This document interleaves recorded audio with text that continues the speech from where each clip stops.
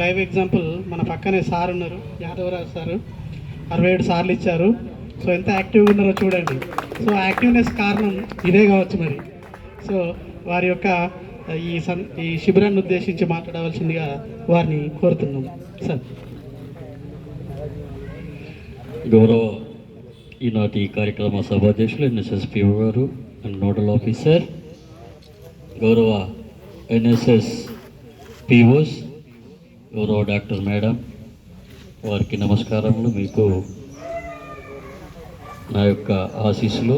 ముఖ్యంగా మరీ ఛాంపియన్స్, ఈనాటి ఛాంపియన్స్ ఎవరంటే బ్లడ్ డోనర్స్, వారికి ఆ భగవంతుడు ఆయురారోగ్యాలు ఇవ్వాలని, అదేవిధంగా బాధ్యత రెస్పాన్సిబిలిటీస్ కూడా ఫుల్ఫిల్ చేయాలి. సమాజంలో మనమున్నాం.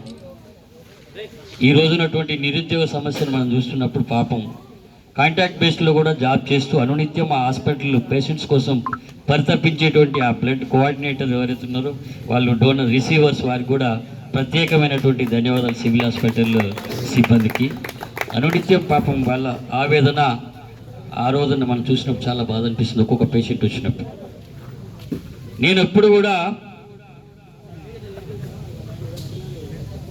అబ్దుల్ కలాం గారు ఒక సాంగ్లో అంటే ఒక లిరిక్లో చెప్తారు అన్నట్టు, అంటే భరత జాతి గర్వపుత్ర భయమునింక వీడరా, వ్యక్తి ప్రగతి దేశ ప్రగతి వ్యక్తి ఒక శక్తిరా, సంకల్పమే చాలురా సహనమే నీ హద్దురా, సంకల్పమే చాలురా సహనమే నీ హద్దురా, కలాము కలలు నిజము చేయ కదిలి ముందు సాగర, కలాము కలలు నిజము చేయ కదిలి ముందు సాగర, లీడ్ ఇండియా 2047, లీడ్ ఇండియా 2047. ఈ ఒక్కొక్క సెంటెన్స్ ఏంటంటే అంత స్ఫూర్తినిస్తుంది అన్నట్టు. భరత జాతి గర్వపుత్ర భయమునింక వీడరా, నీ యొక్క అభివృద్ధి దేశాభివృద్ధి, అందుకే ఆ పడో దేశ్కు బడావో అన్నాడు అబ్దుల్ కలాం. ఒక పేదింట్లో పుట్టి సముద్ర అలల్లో పెరిగి ఎగురుతున్నటువంటి పక్షిని చూసి నేర్చుకొని ఒక ఇంజనీర్ అయ్యి సైంటిస్ట్ అయ్యి ఇంత పెద్ద భారతదేశానికి ఒక రాష్ట్రపతి అయ్యి ఈ భారతదేశాన్ని ప్రపంచంలో అగ్రగామిగా నిలబెట్టినటువంటి ఘనత ఒక యువకుడు, ఆ యువకుడే అబ్దుల్ కలాం. అదేవిధంగా ఇదివరదాకా సోదరుడు చెప్పాడు, చాలా సంతోషం. లాస్ట్ మాట్లాడిన అబ్బాయి పేరు ఏం పేరు? రక్తదానం మహాదానం. ఒక ప్రాణిని నీ రక్తం నిలబెడుతుంది. నీ రక్తం ఒక 3 మనుషులకు ఉపయోగపడుతుంది. నీవు పలానే ఎస్ఆర్ఆర్ కాలేజ్ స్టూడెంట్ వచ్చి కాపాడింది అంటే ముందుగా నీ తల్లిదండ్రులు ధన్యజీవులు, వాళ్ళకు రుణం తీరుతుంది నిన్ను అన్నందుకు.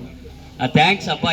ఏ తల్లి కొడుకో వచ్చి రక్తం ఇచ్చాడు, ఆ బిడ్డడు నిండా నూరేళ్ళుగా తల్లి కడుపు చల్లకుండా అని దీవిస్తారు. కాబట్టి మీరంతా కూడా చాలా వరకు ఒక్కొక్కసారి నేను కొద్దిగా చూసినప్పుడు డిసప్పాయింట్ అవుతాను. ఎందుకంటే మన వేషము, మన మాట, మన ఇవన్నీ కూడా మీరు ఎప్పుడు కూడా హీరోస్ నాట్ జీరోస్. మీరంతా ఎప్పుడు కూడా ప్రతి ఒక్క వ్యక్తి కూడా హీరోనే.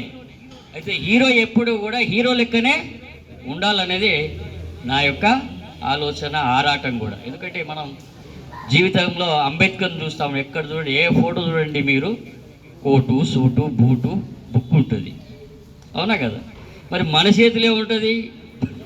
ఇప్పుడులో చూస్తే గమ్మత్ అనిపిస్తుంది. ఆ ఎంటికేలు, ఆ సెల్లు, ఆ బెల్టు, తర్వాత నల్ల అద్దాలు అవన్నీ చూసినప్పుడు, అయితే నువ్వు పెద్దోళ్ళని చూసినప్పుడు నేను ఈ రకంగా ఉంటున్నటువంటి పోలిక మీరు పోల్చుకొని ఒక మంచి హీరోలుగా ఉండాలని, కేవలం మన మేకప్ హీరోలు కాదు, జాతి నెపంతో వచ్చినటువంటి జాతి కోసం పోరాడినటువంటి హీరోస్గా మనం ఉండాలని కోరుకుంటూ, మరి ఈనాటి అంటే అడగగానే నిపా సంవేదన 2లో ఈరోజు మరి ఎస్ఆర్ఆర్ కాలేజీకి స్థానం కల్పించడం జరిగింది. అందుకు వారు కూడా ఆ అవకాశం ఇచ్చినందుకు ధన్యవాదాలు తెలియజేస్తూ, మునుముందు కూడా ఇలాంటి కార్యక్రమాల్లో అంటే ప్రైవేటు తర్వాత గవర్నమెంట్ అనేది కాదు, సమాజంలో మనం అందరం ప్రైవేట్ అయినా గవర్నమెంట్ అయినా ఒకటే. నేను అప్పుడప్పుడు చూస్తూ ఉంటాను, ప్రైవేట్ అయినా గవర్నమెంట్ కోసం పనిచేయాల్సిందే, గవర్నమెంట్ అయినా ప్రైవేట్ వ్యక్తులు ఈ సమాజం కోసం పనిచేయాలి. కాబట్టి మీ అందరికీ ఒక చిన్న అనౌన్స్మెంట్ ఏంటిది అంటే, మేలో ఉత్తరాఖండ్ దగ్గర ఆనాడు కస్తూరిబాను మహాత్మా గాంధీ 1925లో ఒక సెంటర్ను విజిట్ చేశారు. అక్కడ ఒక 3 days నేషనల్ యూనివర్సిటీ క్యాంపు జరుగుతుంది.